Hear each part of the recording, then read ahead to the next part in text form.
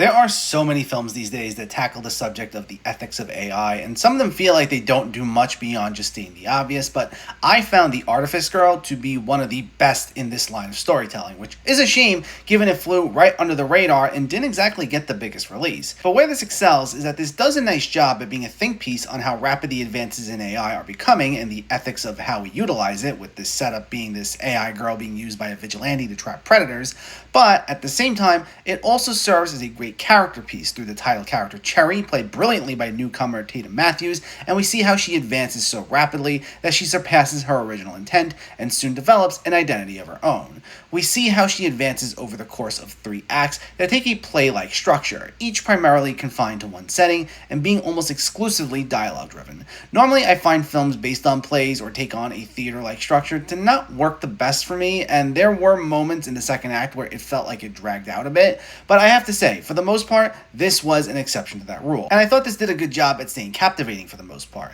And even with it obviously being limited by a low budget, it didn't really feel distracting, with newcomer Franklin Rich, who also stars as the inventor of this AI girl, finding ways to bring some style in his direction. As I mentioned, the second act was really the weakest part, but the first act inside an interrogation room, along with a time jump in the third act featuring a heartbreaking Lance Henriksen, more than make up for this. And it turns this into by far one of the most overlooked movies of the last few years that offers more to say on AI than most other films tackling this topic. So if you haven't seen this one yet, it's definitely worth checking out.